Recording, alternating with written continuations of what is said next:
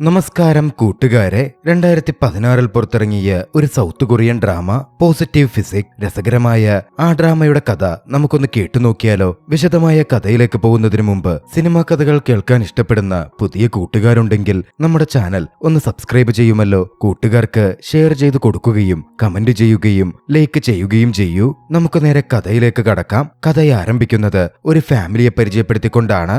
അച്ഛനും അമ്മയും മകനും ഒരു മകളും അടങ്ങുന്ന കുടുംബം. അവരെല്ലാവരും ഒന്നിച്ച് അന്ന് ലിവിംഗ് റൂമിലിരുന്ന് ഒരു ടെലിവിഷൻ ഡ്രാമ കാണുകയായിരുന്നു. അവിടുത്തെ മകനായ കിം ഹ്വാങ് ഡോങ് അങ്ങോട്ടേക്ക് കടന്നു വന്ന് സന്തോഷജനകമായ ആ വാർത്തയെ അറിയിച്ചു. കോളേജിൽ നടന്ന സ്ക്രിപ്റ്റ് റൈറ്റിംഗ് കോമ്പറ്റീഷനിൽ അവൻ 1ാം സമ്മാനം ലഭിച്ചു.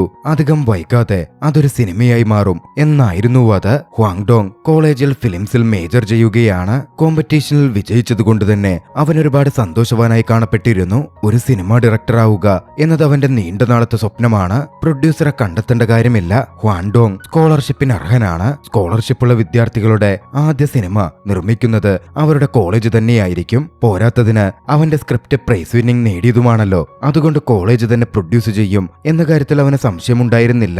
വിവരമറിഞ്ഞ് അവന്റെ കൂട്ടുകാരൻ ഇൻഗുക്കും വലിയ സന്തോഷത്തിലായിരുന്നു. ഹ്വാനിന്റെ ഏറ്റവും അടുത്ത സുഹൃത്താണ് ഇൻഗുക്ക്. ഇൻഗുക്കും ഹ്വാങ് ഡോങ്ങും ചേർന്ന് അവരുടെ പ്രധാന അധ്യാപകനെ കാണാനെത്തി. സിനിമയുടെ കാര്യം സംസാരിച്ച് അതിന്റെ ഫണ്ടിങ്ങിനെ പറ്റി ചോദിച്ചു. പക്ഷെ അങ്ങനെ വെറുതെ ഫണ്ട് അനുവദിക്കാനാവില്ല. നിലവിൽ കോളേജ് അത്തരത്തിൽ ഫിലിം പ്രൊഡ്യൂസ് ചെയ്യുന്നില്ല എന്നായിരുന്നു പ്രധാന അധ്യാപകന്റെ മറുപടി.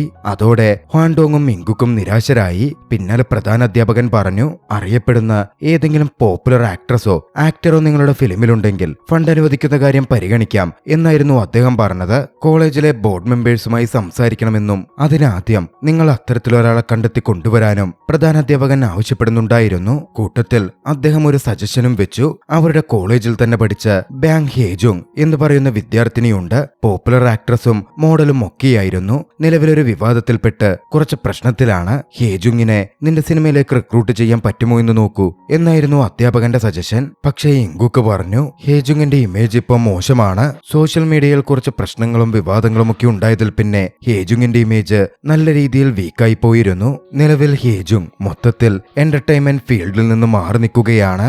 അധികം അവസരങ്ങളും അവളെ തേടിയെത്തുന്നില്ല. ഇൻഗുക്ക് പറഞ്ഞു കേട്ടതും പ്രധാന അധ്യാപകൻ പറഞ്ഞു, അവളൊരു നല്ല പെൺകുട്ടിയാണ്. അന്നുണ്ടായ വിവാദങ്ങളും ഒക്കെയും വെറുതെയാണ്. പിന്നാലെ ഹ്വാങ് ഡോങ് ഹേജുങ്ങിനെ കോണ്ടാക്ട് ചെയ്യാൻ ശ്രമിച്ചു. പക്ഷേ ഹേജുങ് ഹ്വാങ് ഡോങ്ങിന്റെ കോൾ അറ്റൻഡ് ചെയ്തതേയില്ല.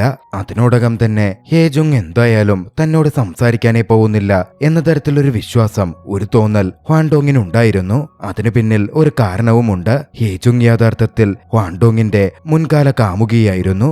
അത്തരത്തിൽ ഹ്വാങ് ഡോങ് സംസാരിച്ചിരിക്കെ ഹേജുങ് തിരികെ ഫോൺ ചെയ്തു. ഫോൺ വന്നതും അപഹർഷതാ ബോധം കൊണ്ടും മറ്റും ഹ്വാങ് ഡോങ്ങിന് കോൾ എടുക്കാനേ തോന്നുന്നുണ്ടായിരുന്നില്ല. ഇൻഗുക്കിനോട് കോൾ എടുക്കാൻ പറഞ്ഞ് അവൻ ഫോൺ തള്ളി നീക്കി. ഇൻഗുക്കും അതെടുക്കാൻ തയ്യാറാവുന്നുണ്ടായിരുന്നില്ല. പക്ഷേ ഹ്വാങ് ഡോങ്ങിന്റെ കുട്ടികളെപ്പോലുള്ള ഈ പെരുമാറ്റം ഇൻഗുക്കിനെ ദേഷ്യം പിടിപ്പിച്ചിരുന്നു. കോൾ എടുക്കാതെ നീ നല്ലൊരു അവസരമാ കളഞ്ഞു കുളിക്കുന്നേ എന്ന് പറഞ്ഞവൻ ദേഷ്യപ്പെട്ടു. പിന്നാലെ എന്തുകൊണ്ടാണ് ഹേജുങ്ങിന്റെ കോൾ താൻ എടുക്കാത്തത്, അതിന് തനിക്ക് മടിയെന്താണ് എന്ന് ഹ്വാങ് ഡോങ് ഇൻഗുക്കിനോട് വിശദീകരിക്കാൻ തുടങ്ങി. കുറെ വർഷങ്ങൾക്ക് മുമ്പ് ഇരുവരും പ്രണയത്തിലായിരുന്നു. പക്ഷേ ചില കാരണങ്ങൾ കൊണ്ട് അവർക്ക് പിരിയേണ്ടി വന്നു. കഥ അവിടെ നിന്നും 3 കൊല്ലത്തിന് മുമ്പിലേക്ക് പോകുന്നു. ഹ്വാങ് ഡോങ്ങും ഹേജുങ്ങും എങ്ങനെ പ്രണയത്തിലായി എന്നതിലേക്ക്. അവരിരുവരും ആദ്യമായി കണ്ടുമുട്ടിയത് ഒരു മൂവി തിയേറ്ററിൽ വെച്ചിട്ടായിരുന്നു. സിനിമയ്ക്ക് ശേഷം അവർ ഒരേ കഫേയിൽ വെച്ച് കണ്ടുമുട്ടി. പരസ്പരം അവർ അഭിസംബോധന ചെയ്തു.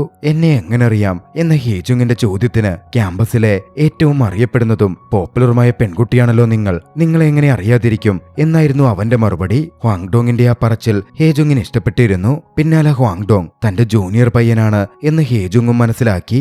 അന്ന് അവിടെ നിന്ന് പോകുമ്പോ അവരിരുവരും കുറേയധികം സംസാരിച്ചിരുന്നു. പോകുന്ന വഴിയിൽ അവളുടെ സൗന്ദര്യത്തെ ഹ്വാങ് ഡോങ് പുകഴ്ത്തി. മെയിൻ സ്ട്രീം നായികയാവാനുള്ള എല്ലാ കഴിവുകളും നിങ്ങൾക്കുണ്ടെന്നും അതിനുവേണ്ടി ശ്രമിച്ചു നോക്കൂ എന്നും ഹ്വാങ് ഡോങ് പറഞ്ഞു. യാദൃച്ഛികമെന്ന് പറയട്ടെ, വളരെ വലിയൊരു നടിയാവുക എന്നത് അന്ന് ചെറുവേഷങ്ങൾ ചെയ്തിരുന്ന പരസ്യചിത്രങ്ങളിൽ അഭിനയിച്ചിരുന്ന ഹേജുങ്ങിന്റെ സ്വപ്നമായിരുന്നു. ഇതുവരേക്കും അതിനുവേണ്ടി അവൾ കുറേയധികം ഓഡീഷനിൽ പങ്കെടുത്തിട്ടുണ്ട്. പക്ഷേ ഒന്നും തന്നെ വർക്കായിട്ടുണ്ടായിരുന്നില്ല. അത് കേട്ട് ഹ്വാങ് ഡോങ് തന്റെ ഞെട്ടൽ പ്രകടിപ്പിച്ചു. ഹ്വാങ് ഡോങ്ങിന്റെ ആ ഭാവമാറ്റമൊക്കെ ഹേജുങ്ങിന് ഇഷ്ടപ്പെടുന്നുണ്ടായിരുന്നു. ഹ്വാങ് ഡോങ് പിന്നാലെ പറഞ്ഞു, ഇത്രയൊക്കെ ചെയ്തിട്ടും തോറ്റു പിന്മാറാതെ നിങ്ങളിപ്പോഴും പരിശ്രമിക്കുന്നുണ്ടല്ലോ. അങ്ങനെയുള്ളവരെ എനിക്ക് വലിയ കാര്യമാണ്. അവരാണ് യഥാർത്ഥ ഫൈറ്റേഴ്സ്. തന്റെ ഹാർഡ് വർക്കിനെ ഹ്വാങ് ഡോങ് അങ്ങനെ പുകഴ്ത്തി സംസാരിച്ചത് ഹേജുങ്ങിന് നന്നേ ഇഷ്ടപ്പെട്ടു. അവളുടെ പിന്നാലെ നടക്കുന്നവരിൽ നിന്ന് വ്യത്യസ്തമായി അവൻ ശ്രദ്ധിച്ചത് അവളുടെ സൗന്ദര്യം മാത്രമല്ല, അവളുടെ ശ്രമങ്ങളും അവളുടെ സ്വപ്നങ്ങളും കൂടിയാണ്. അതോടെ ഹേജുങ്ങിന് ഹാൻഡോങ്ങിനോട് ചെറിയൊരു പ്രണയ താല്പര്യം തോന്നി. എല്ലാത്തിലുമുപരിയായി ഹ്വാങ്ഡോങ്ങിന്റെ സെൻസ് ഓഫ് ഹ്യൂമറും ഹേജുങ്ങിന് ഇഷ്ടപ്പെട്ടിരുന്നു. അവൾ അവനെ ഒരു ഡേറ്റിന് ക്ഷണിച്ചു. വൈകാതെ അവരിരുവരും ഡേറ്റിന് പോയി. ഡേറ്റിന്റെ സമയത്ത് ഒരുപാട് വിഷയങ്ങൾ അവർ സംസാരിച്ചു. ഭക്ഷണത്തെപ്പറ്റിയും ഇഷ്ടപ്പെട്ട സംഗീതത്തെപ്പറ്റിയും സിനിമകളെപ്പറ്റിയും മറ്റു പല കാര്യങ്ങളെപ്പറ്റിയും അവരുടെ സംസാരം അങ്ങനെ നീണ്ടുപോയി. വൈകാതെ ഹ്വാൻഡോങ് അതിൽ ഒരു കാര്യം നോട്ടീസ് ചെയ്തു. ഇരുവർക്കും കോമൺ ഇൻട്രസ്റ്റ് ഉള്ള കാര്യങ്ങൾ കുറവാണ്. പക്ഷേ ഹേജുങ് വളരെ പ്ലസന്റ് ആയിട്ടുള്ള, സംസാരിക്കുമ്പോ ഏറെ രസം തോന്നുന്ന വ്യക്തിയാണ്. പോരാത്തതിന് നല്ല സെൻസ് ഓഫ് ഹ്യൂമറും ഉണ്ട്. അതുകൊണ്ട് തന്നെ അവളുടെ കൂടെ സമയം ചെലവിടുന്നത് അവൻ ഇഷ്ടപ്പെട്ടിരുന്നു. അവർ തമ്മിലുള്ള അടുപ്പം വർദ്ധിച്ചു. അന്നത്തെ ഡേറ്റിനൊടുവിൽ അവർ പരസ്പരം ചുംബിച്ചിരുന്നു. കഥ അവിടെ നിന്നും പ്രസന്റിലേക്ക് വരുന്നു. ഇരുവരും തമ്മിൽ സംസാരിച്ചു. ഒരിടത്ത് മീറ്റ് ചെയ്ത് ഫിലിം പ്രോജക്റ്റിനെ പറ്റി സംസാരിക്കാനും തീരുമാനിച്ചു. കുറെ വർഷങ്ങൾക്ക് ശേഷം പരസ്പരം കണ്ടുമുട്ടിയപ്പോ ഇരുവർക്കും ചെറിയൊരു പരങ്ങലുണ്ടായിരുന്നു. ഹേജുങ് പറഞ്ഞു, ഹ്വാങ്ഡോങ് അയച്ച സ്ക്രിപ്റ്റ് താൻ വായിച്ചിരുന്നു. തനിക്ക് ഈ പ്രൊജക്ടിന്റെ ഭാഗമാവാൻ താല്പര്യമില്ല. അത് കേട്ടതും ഹ്വാങ്ഡോങ്ങിൽ വലിയ ഭാവമാറ്റമൊന്നും ഉണ്ടായിരുന്നില്ല.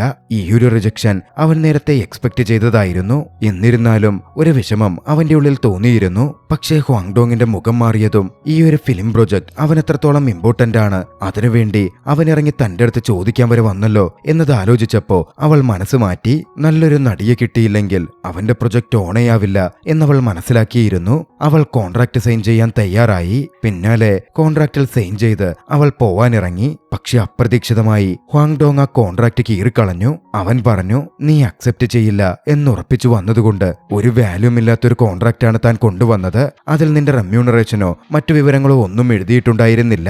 നല്ലൊരു കോൺട്രാക്ട് ഉണ്ടാക്കി ഞാൻ നിന്നെ വന്ന് കാണാം. പക്ഷെ പിന്നെയാണ് താൻ ആ കോൺട്രാക്ട് കീറിക്കളഞ്ഞതിലുള്ള അബദ്ധം അവന് മനസ്സിലായത്. പ്രധാന അധ്യാപകനെ അത് കാണിക്കണമായിരുന്നല്ലോ. എന്നിരുന്നാൽ തന്നെയും അവൾ അഭിനയിക്കാൻ സമ്മതിച്ചു എന്ന വിവരം പ്രൊഫസറെ അറിയിക്കാൻ ഇങ്കുക്കും ഹ്വാങ്ഡോങ്ങും ചേർന്ന് പ്രധാന അധ്യാപകനെ കാണാനെത്തി. പക്ഷെ അത് കേട്ടതും പ്രൊഫസർ കാലുമാറി. താൻ അത്തരത്തിൽ നിങ്ങൾക്ക് വാഗ്ദാനമൊന്നും ചെയ്തിരുന്നില്ല. ഹേജുൻ വന്നതുകൊണ്ട് എന്താ വ്യത്യാസം? കോളേജ് ഫണ്ട് ചെയ്യില്ല എന്ന് പ്രൊഫസർ പറഞ്ഞു. സംഭവം എന്തെന്നാൽ യൂണിവേഴ്സിറ്റി ബോർഡ് മെമ്പേഴ്സ് ഫിലിമിന് ഫണ്ട് ചെയ്യുന്ന കാര്യത്തിൽ നിന്ന് പിന്മാറിയിരുന്നു. എങ്ങനെയെങ്കിലും ഹ്വാൻഡോങ്ങിനെ ഒഴിവാക്കാൻ ഹ്വാൻഡോങ്ങിന്റെ പാസ്റ്റ് അറിയാവുന്ന പ്രൊഫസർ ഹേജുങ്ങിന്റെ കാര്യം തന്ത്രമെന്ന രീതിയിൽ മുമ്പോട്ട് വെച്ചതായിരുന്നു. ഹ്വാൻഡോങ് ഹേജുങ്ങിന് മുമ്പിൽ പോയി അവളെ അഭിനയിക്കാൻ സമ്മതിപ്പിക്കും എന്നൊരിക്കൽ പോലും പ്രൊഫസർ കരുതിയിരുന്നില്ല.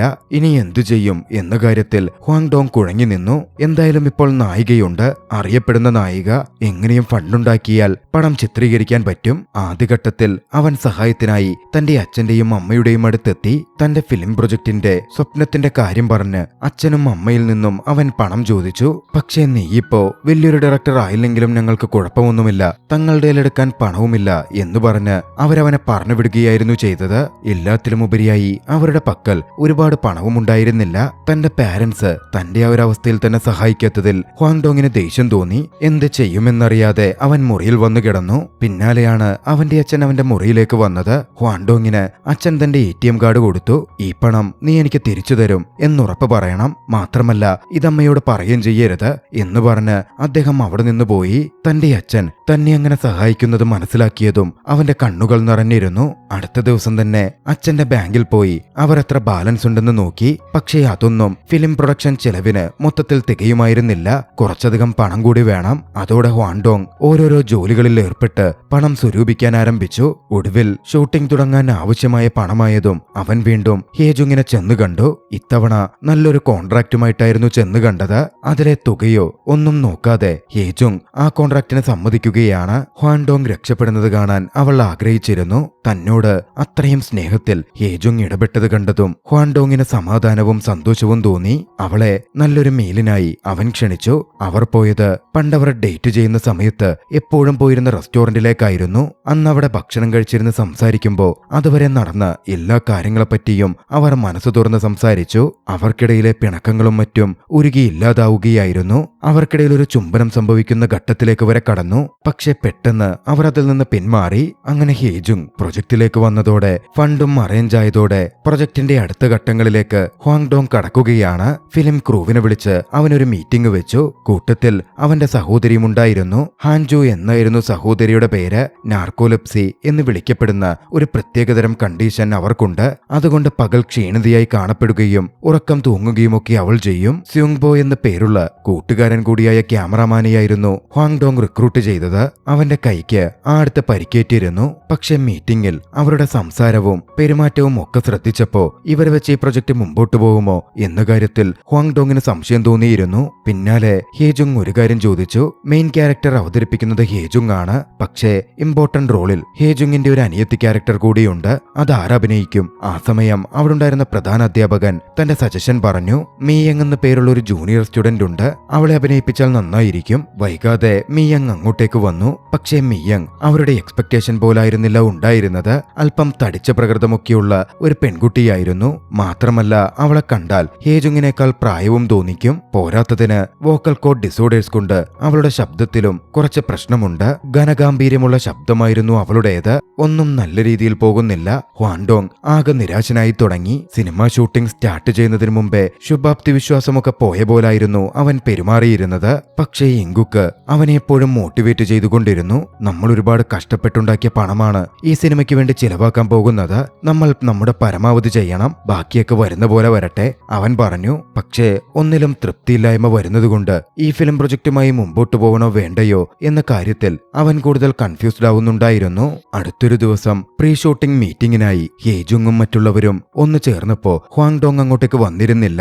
ഉച്ചവരെ ഹ്വാങ് ഡോങ്ങിനായി അവർ കാത്തിരുന്നു. ഹ്വാങ് ഡോങ് പക്ഷേ വന്നില്ല. അത്ര നേരം വെയിറ്റ് ചെയ്തിട്ടും ഹ്വാങ് ഡോങ് വരാതായതോടെ ഹേജുങ് അവിടെ നിന്ന് ഇറങ്ങിപ്പോയി. ഹ്വാങ് ഡോങ് എന്തുകൊണ്ടാണ് ഇങ്ങനെയൊക്കെ ചെയ്യുന്നത് എന്ന് ഹേജുങ്ങിന് അറിയാമായിരുന്നു. നടക്കുന്ന കാര്യങ്ങളൊന്നും ശരിയല്ലാത്തതുകൊണ്ട് അവനൊരു ധൈര്യക്കുറവുണ്ട്. ഹേജുങ് പോയി അവൻ സ്ഥിരമായി പോകുന്ന ഡൈനറിൽ ചെന്ന് ഹ്വാങ് ഡോങ്ങിനെ കണ്ടു. അവിടെ വെച്ച് അവനോട് ധൈര്യത്തിൽ സംസാരിച്ചു. ഇങ്ങനെ പേടിച്ചൊതുങ്ങി എല്ലാത്തിൽ നിന്നും ഒളിച്ചോടാതെ എല്ലാത്തിനെയും ധൈര്യത്തോടെ ഫേസ് ചെയ്യാനും ജീവിതത്തിൽ പരാജയ ഭീതിയില്ലാതെ ശ്രമിച്ചു നോക്കാനും പറഞ്ഞു. എല്ലാത്തിൽ നിന്നും ഒളിച്ചോടുന്ന അവന്റെ സ്വഭാവത്തെപ്പറ്റിയും അവൾ എടുത്തു പറഞ്ഞു. ഹ്വാങ് ഡോങ്ങിന് അത് കേട്ടതും പണ്ടവർ സെപ്പറേറ്റ് ആയ ആ ദിവസത്തെപ്പറ്റി ഓർമ്മ വന്നിരുന്നു. സംഭവം എന്തെന്നാൽ ഹേജുങ് ആക്ട്രസ് ആയതോടെ അത് അക്സെപ്റ്റ് ചെയ്യാനും അംഗീകരിക്കാനും ഹ്വാങ് ഡോങ്ങിന് പറ്റുന്നുണ്ടായിരുന്നില്ല. അവൾക്കൊപ്പം വളർന്നെത്താൻ തനിക്ക് പറ്റുമോ എന്നവൻ സംശയിച്ചിരുന്നു. അവൾ വീണ്ടും ഒരുപാട് വളർന്നു കഴിയുമ്പോ തന്നെ ഉപേക്ഷിച്ചു പോകുമോ എന്നും അവൻ ഭയപ്പെട്ടു. ശ്രമിച്ചു നോക്കാനോ ഒന്നും നിൽക്കാതെ അവൻ തന്നെയായിരുന്നു അന്ന് അവരുടെ റിലേഷൻഷിപ്പ് ബ്രേക്കപ്പ് ചെയ്തതും. അന്നവനോട് സംസാരിച്ചപ്പോ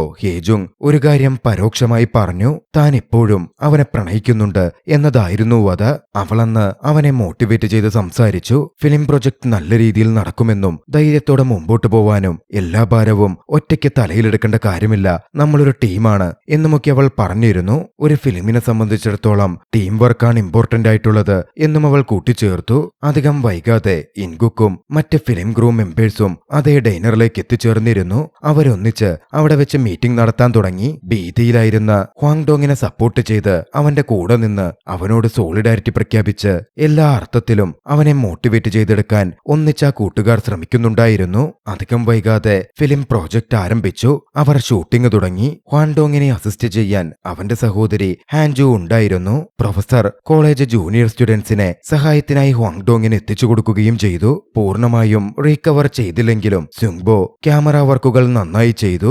ഏറെ അത്ഭുതപ്പെടുത്തിയത് മിയങ്ങിന്റെ പെർഫോമൻസ് ആയിരുന്നു. മേക്കപ്പ് ഒക്കെ ചെയ്ത് അഭിനയിക്കാൻ തുടങ്ങിയപ്പോ മിയങ് അക്ഷരാർത്ഥത്തിൽ ഏവരെയും ഞെട്ടിക്കുക തന്നെ ചെയ്തു. മേക്കപ്പ് കാരണം വളരെ യങ്ങറായി മിയങ് കാണപ്പെടാനും തുടങ്ങിയിരുന്നു. എല്ലാത്തിനും ഓൾ ഇൻ ഓൾ ആയ ഇൻഗുക്കാകട്ടെ ഓരോ കാര്യവും ഓടി നടന്ന് ചെക്ക് ചെയ്യുന്നുണ്ടായിരുന്നു. പ്രൊഡക്ഷൻ കൺട്രോളറുടെ റോൾ അവൻ മികച്ച രീതിയിൽ ചെയ്തു കാണിച്ചു. അങ്ങനെ മികച്ച രീതിയിൽ അവരുടെ സിനിമയുടെ ഷൂട്ടിംഗ് പൂർത്തിയായി. ഒരു ദിവസം ഹേജുങ്ങും ഹ്വാങ് ഡോങ്ങും ഒന്നിച്ച് നടക്കുകയായിരുന്നു. അതിനോടകം അവർക്കിടയിലെ റിലേഷൻഷിപ്പ് വീണ്ടും മെച്ചപ്പെട്ടിരുന്നു. ഹേജുങ് പറഞ്ഞു, സോഷ്യൽ മീഡിയയിൽ വൈറലായ എന്നെ പറ്റിയുള്ള അഭ്യൂഹങ്ങളൊന്നും സത്യമായിരുന്നില്ല. എന്നെ തകർക്കാൻ വേണ്ടി ചിലരൊക്കെ ചെയ്ത ഗൂഢതന്ത്രങ്ങളായിരുന്നു അത്. ഹേജുങ് പറയുന്ന കാര്യങ്ങൾ ഹ്വാങ് ഡോങ്ങിനപ്പോൾ സത്യമാണെന്ന് മനസ്സിലായിരുന്നു. ഹ്വാങ് ഡോങ് ഹേജുങ്ങിന്റെ കൈ പിടിച്ചു. അവർ ഒന്നിച്ചു മുമ്പോട്ട് നടന്നു. ഹ്വാങ് ഡോങ് തന്റെ പ്രണയം ഹേജുങ്ങിനോട് തുറന്നു പറഞ്ഞു. ഹേജുങ്ങും ഹ്വാങ് ഡോങ്ങിനോടുള്ള പ്രണയം അറിയിച്ചു. അവരിരുവരും വീണ്ടും കപ്പിൾസായി മാറുന്നിടത്ത് രസകരമായ ചലച്ചിത്രം അവസാനിക്കുകയാണ്. നിങ്ങൾക്ക് ഈ ചെറിയ പ്രണയകഥ ഇഷ്ടമായെങ്കിൽ വീഡിയോ ലൈക്ക് ചെയ്യുമല്ലോ. അഭിപ്രായങ്ങളും നിർദ്ദേശങ്ങളും നിർദ്ദേശങ്ങളും കമന്റുകളിൽ രേഖപ്പെടുത്തുക. കഴിയുമെങ്കിൽ ചാനൽ സബ്സ്ക്രൈബ് ചെയ്തും കൂട്ടുകാർക്ക് ഷെയർ ചെയ്തു കൊടുത്തും ഞങ്ങളെ സപ്പോർട്ട് ചെയ്യുക. അടുത്ത എപ്പിസോഡിൽ മറ്റൊരു മികച്ച ചലച്ചിത്രവുമായി നമുക്ക് കണ്ടുമുട്ടാം. അതുവരെ ബായ്.